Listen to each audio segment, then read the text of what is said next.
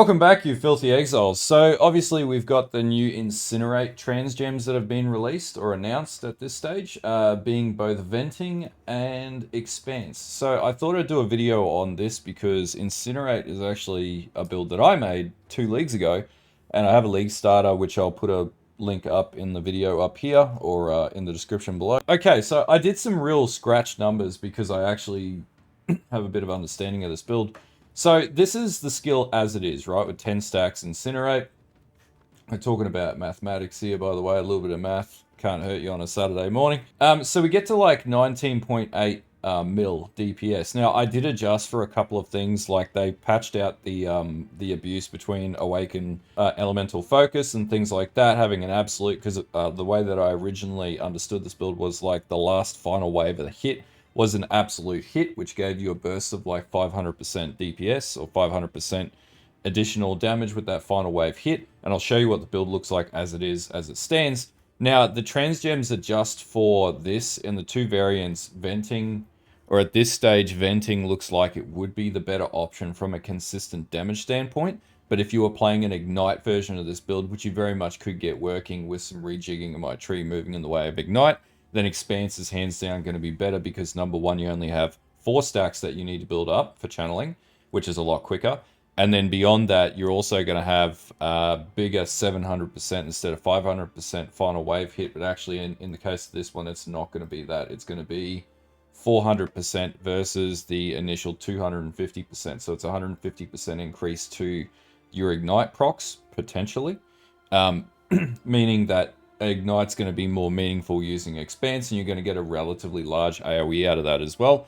Though that being said, if you have a look at the AoE off of the Incinerate base gem versus the Venting gem, it goes to 2.4 meters versus 2.2 meters. So arguably, it's better, just not as good at each individual stack because you have 12 stacks at the with Venting versus 10 stack caps with the standard Incinerate. All that being said, it doesn't even matter at the end of the day because the base gem is still extremely consistent. Like you could play, if you're going to play crit, you're either going to play the base gem for the final wave hit, and that's something that if people want me to play this build again, I'm happy to, because I'm interested to see what the differential is for the endpoint DPS. For the case of this exercise, I've actually calculated it based on the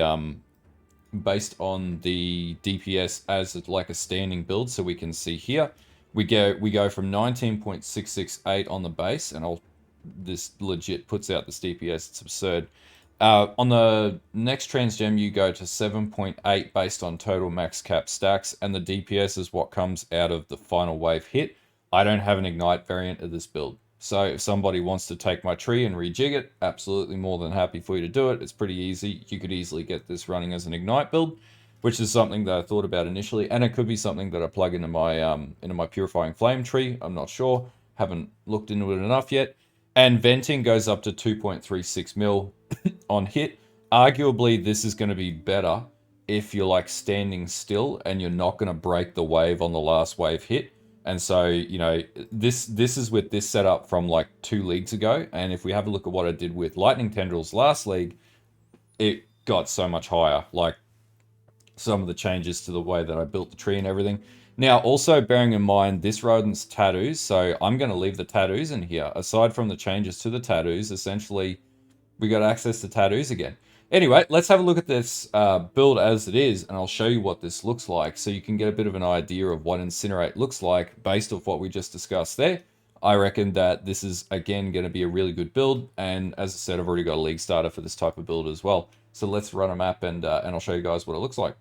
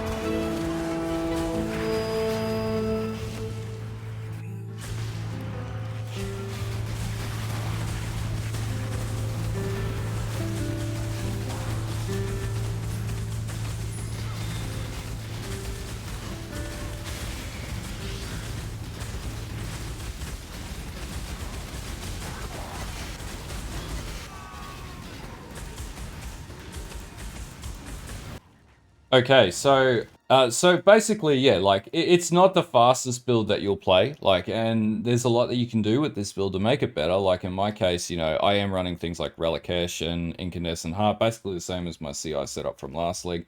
Not going to run through like a build guide. I'll give you a link to the build guide if you really want to check this one out. The biggest issue I see with this build right now is the transition of focus, right? So we have focus mapped to when we move. We can no longer do that in the next league, which is one of the biggest disadvantages of the changes to mouse button 1. Focus was a really good gem, you know, or really good ability to be able to auto proc. Now, that may actually not be a problem if when we socket automation into, for example, the gloves, that would be able to fix that problem altogether. So basically automation would auto trigger this. And in this case, I had a spare socket that I had portal in anyway, so it's no effect to this build at all. It does nothing to this build. It doesn't give me a disadvantage at all. If I can automate the use of focus, then problem solved. That's if it works like that. I don't know yet. We'll find out when we eventually roll focus on into gear and then test that. But yeah, as it stands, that's maybe the biggest issue with the build. Outside of that, like, if these trans gems work, if venting in particular works, then this would be quite powerful. Now, the other thing will be like, maybe like what we found in the past, the base gem is still going to be better because you're going to get that 10 stack DPS as well as a huge boom at the very end. And arguably, that could actually be better. I'm not entirely sure yet, but that's what testing the build is. I might do this as a second build in the league because I'm super keen to play this. Like I said, we've got tattoos again and everything else. Now, bearing in mind, this got to like, I think 650 depth. I was just smashing Crystal Kings like it was going out of fashion. And then I got this to like 800 and something depth when I did play League. And this is all like pre-Mage Blood too. I had no Mage Blood on this. Like, it did have some pretty good gear. That being said, not the best gear, not anywhere near like how I geared Lightning Tendities last league. So yeah, if you want me to check it out, I can do that in league. Otherwise, if you want to get creative, I'll put links in the descriptions to everything, and I'll give you a link to my Lightning Tendrils build because it's basically the same build, except changes to the cluster jewels. And in fact, Lightning Tendrils had a lot more cluster jewels. I think I had removed these out, removed this out, pushed in the cluster jewels up here, pushed in the cluster jewels up here. And so this build, like, as it stands, is at 19.6 mil DPS. If I had the right crit gems in it, which I don't, I still have my Awaken Elemental Focus. So even this is not a true representation of how powerful the build actually would be if you played it within League. That being said, I did put a League starter together for this. If you run it as a test, if you do find it a bit janky when you get it to maps, like, it is a little bit of a patience build sometimes once you get it to maps. As you're leveling up, it's really fast. Like, it just works really well. Anyway, yeah, hopefully this gives you a bit of an idea of my thoughts on the trans gems. Do I think any one particular gem is going to be better? I think venting's going to have potential. I'm not convinced by expanse right now. And the base gem still as it stands is going to be extremely powerful. They haven't touched Incinerate. It's a complete sleeper build. It's fantastic. Everybody who has played it has had a good experience, except for maybe a couple of people who have been like, oh, it's, you know, I can't get it to where I want to get it straight away. And it's like, well, you got to level it up and gear it up, and then it really takes off.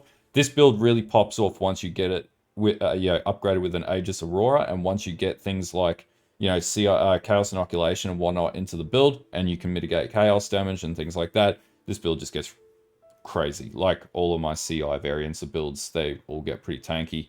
And to give you an idea, the effective hit pool, if you didn't notice it, was like 1.1 mil. If we adjust that back down, take off the block, which is unrealistic because we always block. It's a max block glancing blows character.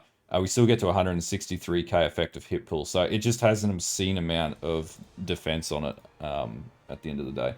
Anyway, if you like this type of video, don't forget to like and sub to the channel. Don't forget to follow the Twitch. There'll be plenty more videos coming out over the next few days. I am a video factory at the moment because we've got a lot of content to work through before we get to League start. Anyway, I'll see you guys later, and have a good one.